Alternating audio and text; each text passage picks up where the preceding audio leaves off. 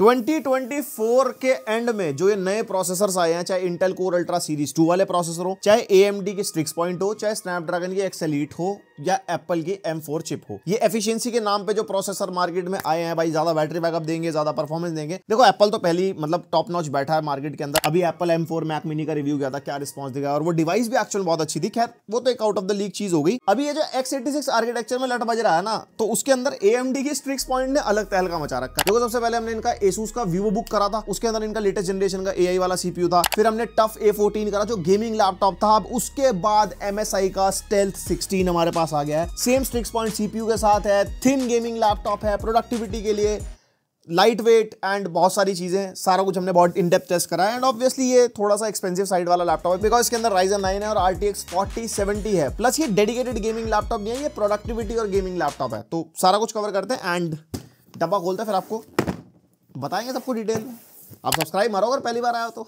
यहाँ पे कुछ ऐसा सुंदर सा डब्बा मिल जाएगा, MSI का ड्रैगन बन रखा है और ये काली चादर में लैपटॉप। उसके अलावा एक 240 वॉट का अडेप्टर एंड यहाँ पे जो इन्होंने केबल दी है ना वो वैसी वाली है, मतलब ये डुअल साइड वाली है, कैसे भी लगा लो लैपटॉप के अंदर। और साथ में एक पावर कॉर्ड, और ये पावर वाली पावर कॉर्ड है, मतलब जो मोटे प्लग वाली होती है ना, तो इसके लिए कन्वर्टर लेना पड़ता है नॉर्मल प्लग्स के लिए। बाकी छोटी मोटी पुस्तक की बातचीत है यहाँ पे। और पर्दे से लैपटॉप हटा लिया जाए, ओहो हो, ये आ जाती है सुंदर सा लैपटॉप हमारा, प्रीमियम, एकदम प्रीमियम बातचीत। और इस लैपटॉप का फर्स्ट इंप्रेशन अगर आपको बताऊं ना, जैसे MSI का रेडर सीरीज है ना, वो वाली वाइब ये लैपटॉप दे रहा है। बहुत ही एकदम प्रीमियम फील है ओवरऑल। जैसे यहाँ पे टॉप लिड हो गई, बेसिकली यहाँ पे पूरा लैपटॉप ही मैग्नीशियम एल्यूमिनियम एलॉय का बन रखा है, keyboard lid, top lid, bottom वगैरह। एंड उसके अलावा वेट डिस्ट्रीब्यूशन भी अच्छा है, एक हाथ से आराम से लिड ओपन हो जाती है। एंड यहाँ पे मैक्सिमम 180 डिग्री तक चली जाती है। और स्क्रीन वॉबल जो है यहाँ पे वो भी काफी कम हमारे को मिलता है। कीबोर्ड फ्लेक्स भी नहीं मिलता, टॉप लिड फ्लेक्स भी अगर आप देखोगे वो भी नहीं मिलता यहाँ पे। तो यहाँ पे कह सकते हैं एकदम बिल्कुल बिल्ट लाइक अ टैंक वाला मामला लैपटॉप के अंदर कर रखा है। और कुछ भी ऐसा फ्लैशी नहीं है दिखने में कि हाँ गेमिंग लैपटॉप वाली वाइब आपको मिलेगी कुछ है। तो जो प्रोफेशनल्स हैं, प्रोडक्टिविटी वाले लोग हैं, जो एक थिन प्रोडक्टिविटी या गेमिंग लैपटॉप की तरफ जाना चाहते हैं, वो लोग इसको प्रेफर करते हैं। क्यों? क्योंकि यहाँ पे जो इसका वेट है वो हमारे को 2.1 kg मिलता है, जबकि लैपटॉप्स का वेट 2.4 2.5 kg होता है। अगर इसका चार्जर और पावर कॉर्ड भी इंक्लूड कर लेते हैं तब जाके 2.6 2.7 kg तक पहुंचता है। तो यहाँ पे लैपटॉप का वेट भी कम है। और इस लैपटॉप की थिकनेस 19.95 mm के आसपास है, 16 इंचेस के लैपटॉप के हिसाब से। और एक जैसे क्रिएटर गेमिंग वाला लैपटॉप है, कंपेयर टू अदर लैपटॉप्स काफी मतलब पतली फील देता है। एंड इंडिया के अंदर हमारे को इसके 2 वेरिएंट्स लिस्टेड मिल जाते हैं Amazon के ऊपर, जिसके अंदर एक Ryzen 9 के साथ 4060 वाला है जो 2,07,990 का है, और एक Ryzen 9 के साथ 4070 वाला जो हमारे पास है 2,29,990 का। एंड इसके अंदर वैसे और भी वेरिएंट्स है जो इनकी MSI की ऑफिशियल वेबसाइट पे मेंशन्ड है, बट वो इंडिया के अंदर अभी नहीं है, बाद में आ जाए तो कह नहीं सकते। और भाई अगर आप MSI का लैपटॉप खरीद रहे हो और उसके साथ अगर आपको फ्री गेम में मिल जाए तो क्या ही बातचीत। Diablo 4 वेसल ऑफ हेट्रेड मिल रहा है MSI के सारे लैपटॉप्स के साथ,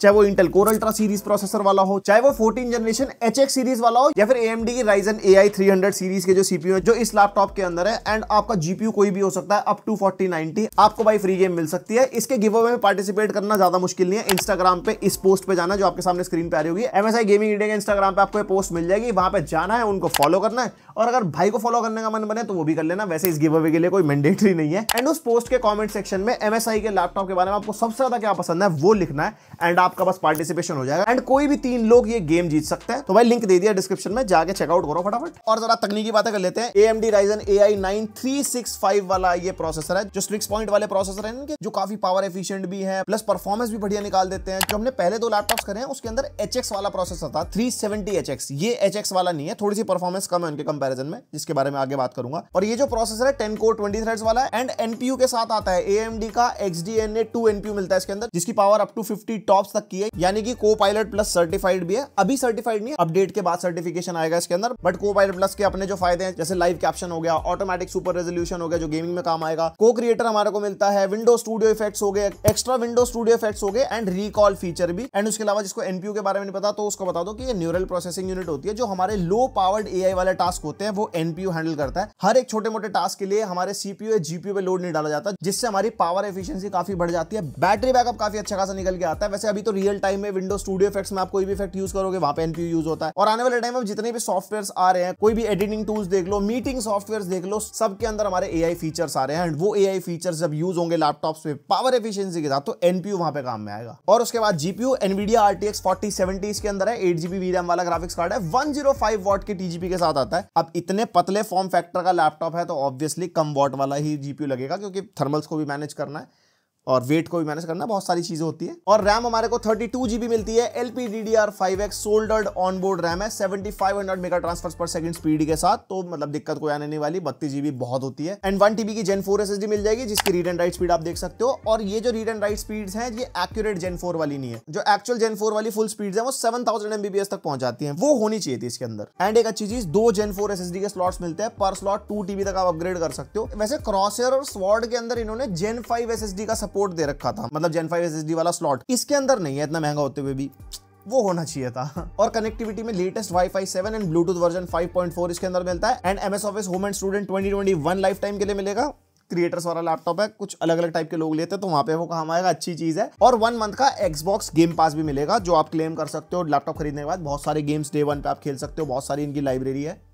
पता होगा गेम पास के बारे में? नहीं, Xbox की वेबसाइट पे जाके देखो। एंड अब कर लेते हैं थोड़े बेंचमार्क्स की बात। हमने सिनेमा 423 निकाला सबसे पहले, यहाँ पे प्लग्ड इन भी और बैटरी पे भी। तो यहाँ पे आप देख सकते हो काफी कम नंबर्स का डिफरेंस है, जबकि नॉर्मली x86 लैपटॉप्स में जमीन आसमान का डिफरेंस आता था, पावर ड्रॉ काफी ज्यादा डिफरेंस हो जाती थी, बट अब वैसा नहीं रहा। उसके अलावा सिनेमा 2024 के बेंचमार्क आप देख सकते हो। देन क्रॉसमार्क का बेंचमार्क ये रहा। Geekbench 6 का ओपन सीएल जो जीपीयू के लिए होता है भाई 1 लाख प्लस, और Geekbench 6 का सीपीयू का बेंचमार्क ये रहा। एंड उसका फिर AI वाला बेंचमार्क भी निकाला, नंबर्स भाई काफी अच्छे खासे निकाल के दे रहा है। और उसके बाद ब्लेंडर बेंचमार्क जीपीयू के लिए 3400 प्लस कोर है। अभी जो ब्लेंडर का नंबर है ये नॉर्मली 4060 से थोड़ा बहुत मिलता जुलता क्यों मिल जाएगा, क्योंकि यहाँ पे वॉटेज का डिफरेंस है। अगर फुल वॉटेज वाला 4060 आप देखोगे और 4070 देखोगे तो ज्यादा नंबर्स में डिफरेंस नहीं आता। देन हमने 3D मार्क टाइम्स पाई निकाला, इसमें भी नंबर्स अच्छे खासे निकल के आ रहे हैं। पीसी मार्क 10 7500 प्लस अच्छे नंबर्स हैं। VR मार्क का बेंचमार्क निकाला 13800 के आसपास, और ये बेंचमार्क होता है VR गेमिंग के लिए। अगर आप VR गेम्स खेलना चाहते हो अपने सिस्टम से VR हेडसेट कनेक्ट करके, जस्ट लाइक मेटा क्वेस्ट जिसका रिव्यू हमने बना रखा है, तो वो आप इस पे खेल पाओगे, नंबर अच्छे खासे हैं। और जो AMD की लेटेस्ट 6 पॉइंट सीरीज है ना, इसके iGPUs भी बहुत तगड़े हैं। हमने इसके अंदर गेम टेस्ट करे हैं बैटरी पे, iGPU पे, आप देखना उसकी गेमिंग परफॉर्मेंस। देन प्रोडक्टिविटी के लिए पिजेट बेंचमार्क फोटोशॉप का 8700 प्लस नंबर है, यानी कि किसी भी लेवल का फोटोशॉप आप चला सकते हो, कोई दिक्कत नहीं आने वाली, बड़े से बड़ी PSD फाइल हो। देन प्रीमियर प्रो का नंबर आप देख सकते हो 7800 प्लस, x86 के हिसाब से ये नंबर भी अच्छा खासा है। 4K 60 FPS वाली वीडियो एडिटिंग करनी है, मल्टी लेयर वाली, किसी भी लेवल की, इस लैपटॉप पे आराम से हो जाएगी। और डाविंची रिजॉल्व का भी बेंचमार्क आप देख सकते हो 5500 प्लस, मतलब अगर आपको डाविंची चलाना है, प्रीमियर प्रो चलाना है, फिल्मोरा चलाना है, ये सारे एडिटिंग सॉफ्टवेयर आराम से मक्खन एक्सपीरियंस आपको देंगे। बाकी स्टूडेंट के हिसाब से बात कर लेते हैं, कोडिंग करनी है कोई दिक्कत नहीं आने वाली, म्यूजिक प्रोडक्शन में कोई भी सॉफ्टवेयर चला लो किसी भी लेवल तक, कोई दिक्कत नहीं आएगी। 3D modelling, rendering, game development, जितने भी जीपीयू इंटेंसिव टास्क हैं लाइक आफ्टर इफेक्ट्स वगैरह भी चलाना है, ये सारे भी आप इस पर आराम से कर सकते हो, बिकॉज 8 GB VRAM वाले जीपीयू के साथ आता है। वॉटेज भी यहाँ पे अच्छी खासी हमारे को मिलती है, बट वही बात है, इन वाले टास्क में ना बहुत सब्जेक्टिव चीज है, कौन सा बंदा किस प्रोजेक्ट पे काम कर रहा है, कितनी लेयर्स पे काम कर रहा है, कितने टेक्सचर्स पे काम कर रहा है, समझ रहे हो ना। मतलब इसके अंदर कोई दिक्कत नहीं आने वाली, बट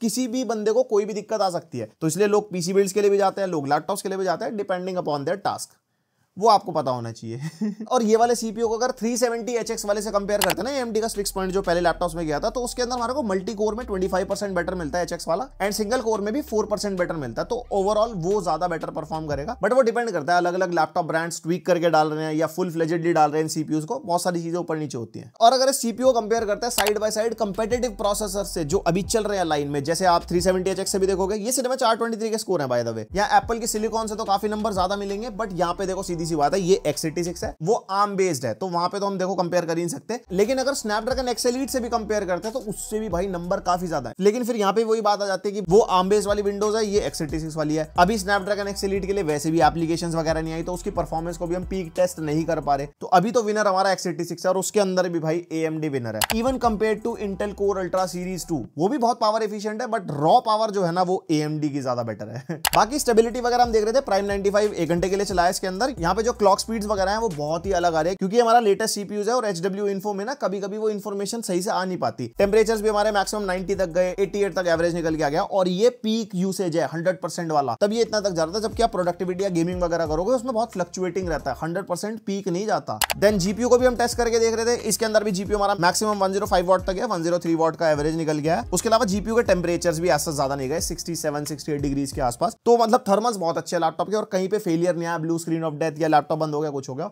स्टेबल है मशीनरी। और थर्मल्स का और अंदाजा लगाने के लिए आप गेम टेस्ट भी देखो, गेम टेस्ट हमने इसके अंदर करे हैं। सबसे पहले वैलोरेंट टेस्ट किया एंड 1600 पीपीएम सारे गेम टेस्ट करेंगे, जो इसका नेटिव रेजोल्यूशन है। एंड आप देख सकते हो भाई कितनी कम वॉटेज पे क्या बढ़िया फ्रेम रेट ये निकाल के दे रहा है। ये सीपीयू पावर एफिशिएंट भी है और उसकी परफॉर्मेंस बहुत बढ़िया है। उसके बाद हमने CS2 टेस्ट किया, जो हमारा सीपीयू एंड जीपीयू दोनों पे लोड डालता है। एंड यहाँ पे वेरी हाई सेटिंग्स पे आराम से 110 120 FPS निकल के आ रहे हैं और थर्मल्स वगैरह एकदम बढ़िया मैनेज्ड है, चाहे जीपीयू के हो चाहे सीपीयू को। वैसे पावर भी ज्यादा पुश नहीं कर रहे, बट जैसी चेसी है उसके हिसाब से आप जज करो। फिर हमने GTA 5 चलाया, बढ़िया 110 120 FPS मिल गया इसके अंदर। और हाँ, बैटरी वाला बार भी है नीचे, हम ये लगा देते हैं चेक करने के लिए कि बैटरी ड्रेन वगैरह तो नहीं हो रहा कोई लैपटॉप के अंदर। फिर एल्डन रिंग टेस्ट किया आपने, यहाँ पे आराम से 40-50 FPS के आसपास मिल गया। ये मैक्सिमम सेटिंग्स है, रे ट्रेसिंग भी मैक्सिमम होती है इसके अंदर। और वैसे भी ये 60 FPS लॉक्ड वाली गेम है, आप चाहो अगर ज्यादा FPS निकालना है तो थोड़ी सेटिंग्स आप डाउन कर सकते हो। Then we tested RDR2 and favour quality, यानी कि highest possible settings, DLSS off and on एक तरफ, और 60-70 FPS मिल रहे हैं, बढ़िया गेम प्ले अपना। और जीपीयू हमारा आराम से 95-100 वॉट तक पावर पुश कर रहा है, 105 वॉट ब्रांड ने बोला है, उतना ही पुश कर ही रहा है। उसके बाद हमने साइबरपंक टेस्ट किया अल्ट्रा पॉसिबल सेटिंग्स पे, और DLSS फ्रेम जनरेशन, भाई RTX 4000 सीरीज है तो वहां पे बढ़िया परफॉर्मेंस मिलती है राइट साइड में, लेकिन रॉ परफॉर्मेंस भी अच्छी है। फिर उसके बाद रे ट्रेसिंग को भी अल्ट्रा पे कर दिया था, एंड ऑब्वियसली रॉ परफॉर्मेंस इतनी अच्छी नहीं निकाल पाया। भले ही 4070 है, भले ही 8GB है, लेकिन पावर का भी यहाँ पे काफी रोल होता है, तो यहाँ पे FPS 20 के आसपास है, लेकिन अगर आप फ्रेम जनरेशन लगा दोगे तो FPS अच्छे निकाल सकते हो। देन हॉगवर्ट्स लेगेसी,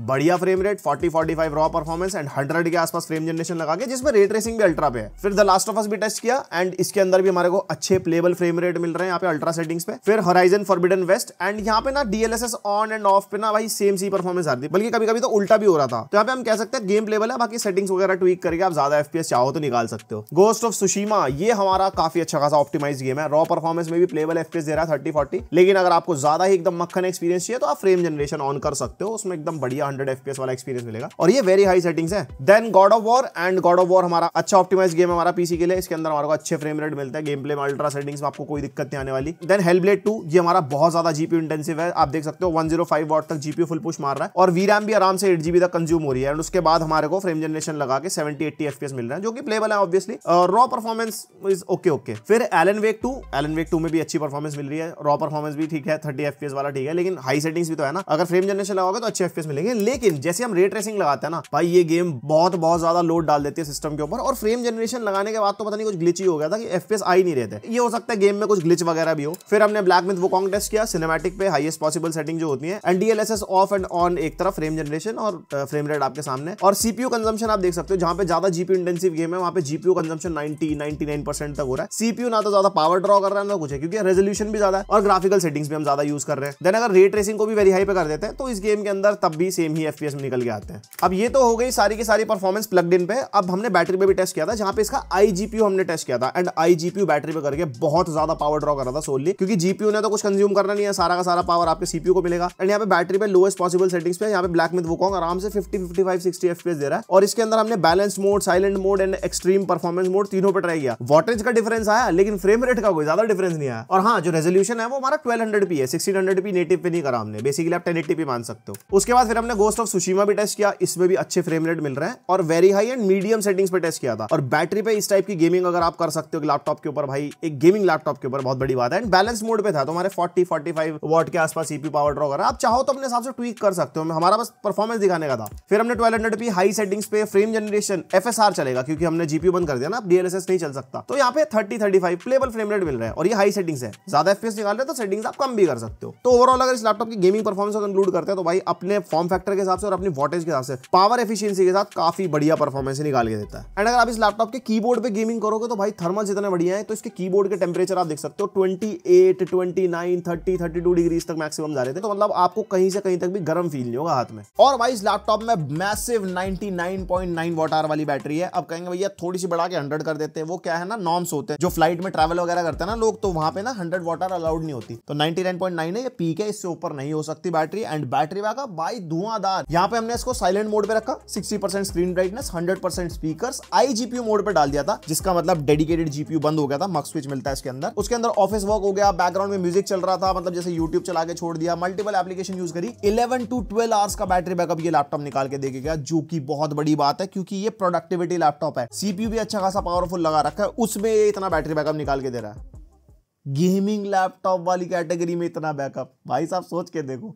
एंड मक स्विच का फायदा यहीं पे आता है, आप डेडिकेटेड जीपीयू बंद कर सकते हो अपना। बाकी डिपेंड करता है आप कौन सा टास्क कर रहे हो। अगर आपको एडिटिंग वगैरह करनी है, गेमिंग आप करते हो, यस आप बैटरी पे एडिटिंग एंड गेमिंग कर सकते हो, बिकॉज इसका जो सीपीयू है, जैसे कि आपने गेम टेस्ट में देखा, अच्छी खासी पावर ड्रॉ कर सकता है। तो आप आराम से ट्रैवल करते हुए भी इस पे काम कर पाओगे, देन डेफिनेटली उसके अंदर आपको कम बैकअप मिलेगा, अप्रोक्सीमेटली 2.5 to 3 आवर्स का। बट उसके अंदर भी बहुत सारी सिचुएशंस है, स्क्रीन ब्राइटनेस है, हाइब्रिड मोड है, या मक स्विच में डेडिकेटेड जीपीयू भी आप चला रहे हो कुछ हो, उसमें मतलब बहुत सारी पॉसिबिलिटीज हो जाती है। उसके बाद आते हैं पोर्ट्स। यहाँ पे राइट साइड में हमारे को पावर इनपुट पोर्ट मिल जाएगा, जो दिखने में यूएसबी टाइप है पोर्ट जैसा लगता है, और ये बोथ साइड वाला पोर्ट है, मतलब चार्जर आप कैसे भी लगा सकते हो। उसके बाद एक हमारे को USB 3.2 Gen 2 type A port मिल जाएगा, और एक यहाँ पे हमारे को यूएसबी 4 का पोर्ट मिलता है। डिस्प्ले आउटपुट आप ले सकते हो, आईजीपीयू से डिस्प्ले आउटपुट मिलता है, डेडिकेटेड जीपीयू से नहीं। एंड पावर डिलीवरी 3.0 को सपोर्ट करता है, मैक्सिमम 100 वॉट तक जा रहा था जब हमने इसको टेस्ट किया था। मतलब पीडी वाले चार्जर के थ्रू आप लैपटॉप चार्ज कर पाओगे। बस एक चीज का ध्यान रखना, पीडी वाले चार्जर के थ्रू ये मत सोचना कि आप बहुत सारे प्रोडक्टिव टास्क कर लोगे या गेमिंग कर लोगे, कुछ भी है, क्योंकि सीपीयू जीपीयू को वो पावर चाहिए जो एक्चुअली इसका अडाप्टर दे सकता है। 230 वॉट के अडाप्टर के हिसाब से वो चार्जर ही हो गया। बेसिक टास्क कर रहे हो, लैपटॉप चार्ज भी होता रहे, आपका काम भी होता रहे, तब वो काम आता है,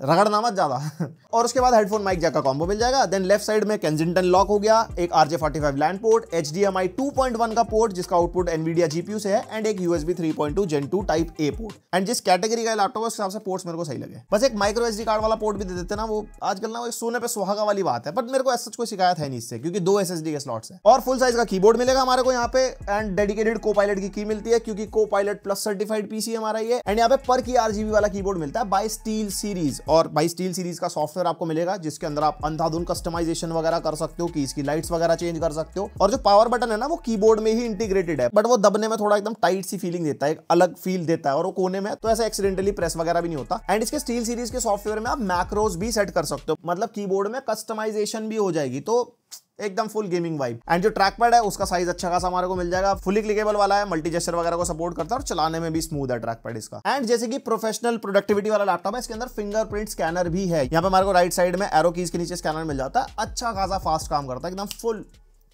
लैपटॉप एकदम लॉगिन उंगली लगा के। देन आती है डिस्प्ले। डिस्प्ले भी इस लैपटॉप की इंटरेस्टिंग है। 16 इंचेस की IPS लेवल डिस्प्ले मिल जाएगी, WQXGA पैनल है, 1600p रेजोल्यूशन, 16:10 वाला पैनल है ये, 240 हर्ट्ज के रिफ्रेश रेट के साथ। तो अगर ई स्पोर्ट्स में भी एकदम धुआंधार पारी करनी है ना, तो एकदम जबरदस्त, क्योंकि जीपीयू पावरफुल है, सीपीयू पावरफुल है। CS2 वैलोरेंट में FPS आपने देख ही लिया, तो बढ़िया फायदा वहां पे आपको देगा। एंड कलर गैमेट 100% sRGB निकल के हमारी टेस्टिंग में, 86% Adobe RGB, 98% DCI-P3 and 84% NTSC, और ब्राइटनेस भी पीक 504 निट्स की निकल के आई, यानी कि कैसे भी एनवायरनमेंट में आप यूज करो, वेल लिट एनवायरनमेंट में इसकी डिस्प्ले आपको डिसअपॉइंट नहीं करेगी। एंड कलर एक्यूरेट होते हुए वीडियोस फोटोज में कलर ग्रेडिंग करनी है, या कंटेंट देखते हो या गेम खेलते हो, स्वाद देती है भाई डिस्प्ले। मतलब जैसे फीलिंग Lenovo Legion से मिलती है ना, वो वाली फीलिंग इसने मेरे को दी है भाई। और इस स्क्रीन के अंदर ना कोई एक्स्ट्रा सर्टिफिकेशन नहीं है, ना तो ये HDR सपोर्ट करती है, ना कोई डॉल्बी विजन वगैरह, वो सब आपको नहीं मिलेगा। और इसकी वेबसाइट पे 2 अलग से और वेरिएंट है, जिसके अंदर OLED भी है और मिनी LED भी है, एंड उसके अंदर HDR का सपोर्ट है, बट ऑब्वियसली वो इंडिया के अंदर नहीं है, मतलब अभी तो नहीं है, बाद में आज कह नहीं सकते। एंड उसके बाद एक और हाईलाइटिंग चीज, इसके स्पीकर्स। एक तो सैंपल सुनवाता हूँ आपको,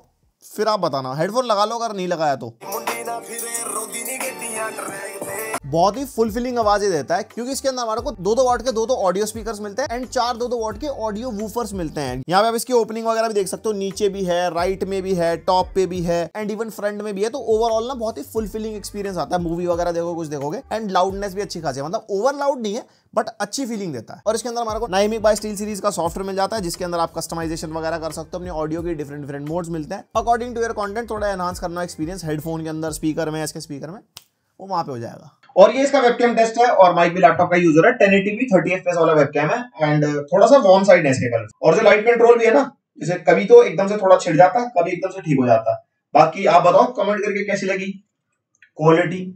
और इसकी नाइमिक ऐप के अंदर माइक्रोफोन के ऑप्शंस भी मिलते हैं, जिसके अंदर हमारे को चैट, कॉन्फ्रेंस, डिफरेंट मोड है, और उसके अंदर नीचे डिफरेंट सेटिंग्स है। ऑन ऑफ करोगे तो डिफरेंट टाइप की ऑडियो रिकॉर्ड होगी हर एक सिनेरियो में। हमने जो अभी रिकॉर्ड करी है वो चैट वाले ऑप्शन पे रिकॉर्ड करी है। तो ये हो गया पूरा रिव्यू इस गेमिंग / प्रोडक्टिविटी वाले लैपटॉप का। अब ये थिन गेमिंग कैटेगरी वाला लैपटॉप है, तो उसी टाइप के यूजर्स को टारगेट करता है। तो देखो भाई, सीधी सी बात है, ये लैपटॉप 2,08,000 एंड 2,30,000 का मिल रहा है अच्छी रेट में। इसी प्राइस पॉइंट पे आपको इससे बेटर स्पेक्स वाले लैपटॉप मिल जाएंगे विद बेटर रॉ परफॉर्मेंस। लेकिन यहाँ पे जो मेन मुद्दा निकल के आता है वो आता है पावर एफिशिएंसी का। इसका सीपीयू बहुत पावर एफिशिएंट है, जीपीयू बहुत पावर एफिशिएंट है, ओवरऑल बैटरी बैकअप अच्छा निकाल के दे रहा है, एंड उसके अलावा प्रीमियम फीचर्स है जैसे फिंगरप्रिंट स्कैनर हो गया, तगड़ी डिस्प्ले होगी, थर्मल्स बहुत बढ़िया है। तो बहुत सारी चीजों का मिला जुला के जो कॉम्बिनेशन है एंड जो फॉर्म फैक्टर है उसी के R&D के यहाँ पे पैसे लगते हैं। वरना आपको 2.5 लाख में MSI का रेडर भी मिल जाएगा 14900HX 4080 वाला लैपटॉप, बट फिर वही बात है वो एकदम बल्की हैवी अप्रोक्सीमेटली 3 kgs का लैपटॉप है वो। तो अगर कंधों पे जोर डलवा सकते हो तो अलग बात है, वरना ये अलग बात है। फिर जो डेडिकेटेड गेमिंग लैपटॉप्स है वो आपको Copilot Plus सर्टिफाइड वाले नहीं मिलेंगे। इंटेल कोर अल्ट्रा सीरीज 2 वाला प्रोसेसर हो या फिर ये वाला AMD का Ryzen 9 AI सीरीज वाले प्रोसेसर हो, बस इन्हीं के अंदर हो सकता है वो सारा गेम यहाँ पे पावर एफिशिएंसी और इनके फॉर्म फैक्टर का है। तो कंपैरिजन बनता नहीं है इनके फुल फ्लेजेड गेमिंग लैपटॉप से। बाकी आपके क्या थॉट्स है इसके बारे में कमेंट करके बताओ। इसको चेक करना लिंक है डिस्क्रिप्शन में, वहां पे जाके चेकआउट करो। बाकी पहली बार सब्सक्राइब। मिलते हैं नेक्स्ट वीडियो, तक के लिए